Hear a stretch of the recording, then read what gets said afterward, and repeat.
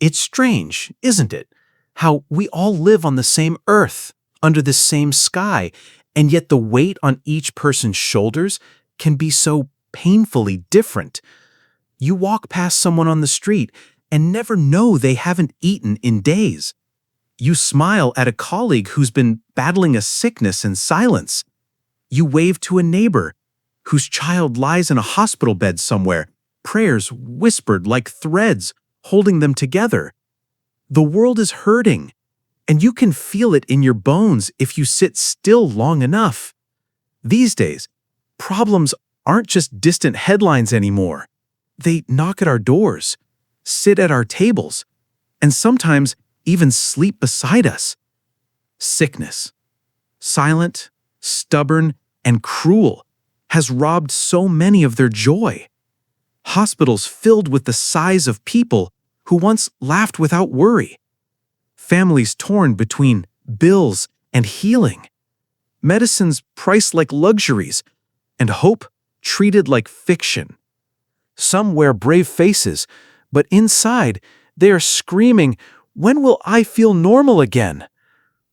Then there are the invisible battles, the arguments behind closed doors, the tension that breaks families apart not because they don't love each other, but because they're exhausted, worn out by the grind, the expectations, the disappointments. Mothers snapping at their children out of frustration, fathers withdrawing into silence, siblings who no longer talk, friends who drift like leaves in a storm.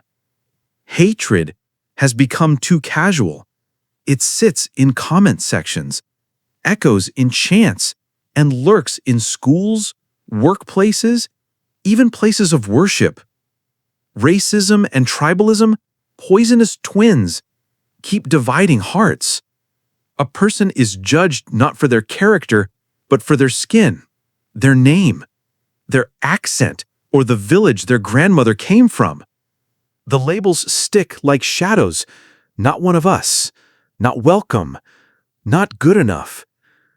In neighborhoods around the world, poverty has laid its roots deep. Children go to bed on empty stomachs while others throw away leftovers. A young man folds his dreams into paper boats and watches them sink because he can't afford tuition. A girl sells groundnuts on the roadside, her future traded for survival. And in the cities, joblessness grows like smoke, visible, choking, and hard to explain. People line up in suits for interviews that never call back.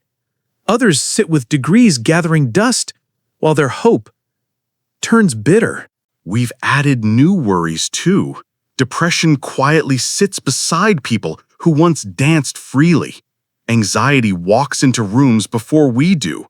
Social media shouts impossible standards. Be rich, be perfect, be loud. And if you aren't all that, you must be failing, right? But in the middle of all this darkness, I want to whisper something small but sacred to you. Still, the dawn will come. You see, the world may seem like it's crumbling, but people, ordinary people, are still rising. A teacher still wakes up at 5 a.m. to prepare lessons for children who may never thank them. A nurse still holds a trembling hand in the ICU. A young man, though jobless, still wakes up and irons his shirt because hope hasn't left him. A girl studies by candlelight because she still believes in her dreams. Even in places forgotten by development, communities share what little they have. Neighbors carry each other's burdens. Someone, somewhere, gives up their meal for another. The world is bleeding, yes, but it's also healing.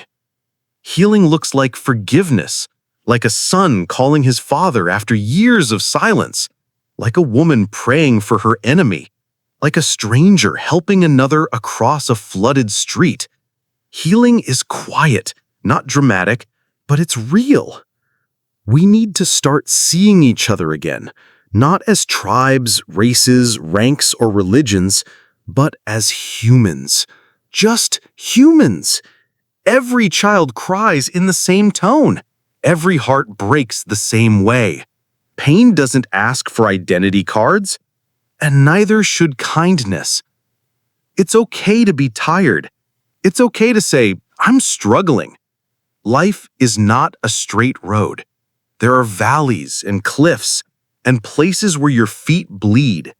But there are also mountaintops, places where you'll look back and say, I didn't think I'd make it, but here I am. Your pain today is not the full story. It's just a page. And yes, some pages feel longer than others, but the book isn't finished. You're still writing it. So write with courage, even if the letters shake. If you've been sick, I pray healing comes not just in your body, but also in your soul. If you've lost someone, may their memory fuel your kindness. If you're broke, may provision find you like the morning sun, gradually but surely. And if you've been wronged, may you find the strength to forgive, not because they deserve it, but because you do. If you feel overlooked, know this.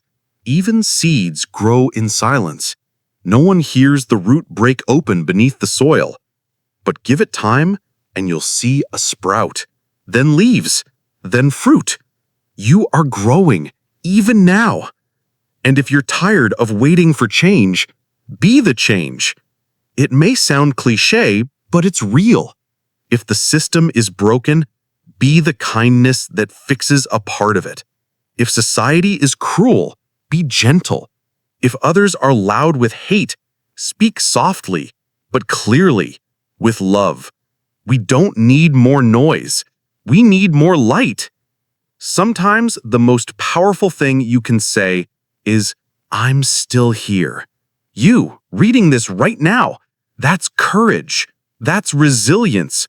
That's strength. Don't compare your journey with others. You don't know what fires they've walked through. You don't know what storms they're hiding beneath those Instagram smiles. And likewise, they don't know your battles. Walk your road honestly, with humility, and with hope. Life may not make sense right now, but your presence in this world is not an accident. You're needed, you matter, and your story is far from over. So breathe. Rest if you must. Cry if you must. But don't give up. Because even when the sky is darkest, the stars still shine. And even if the night feels endless, still, the dawn will come.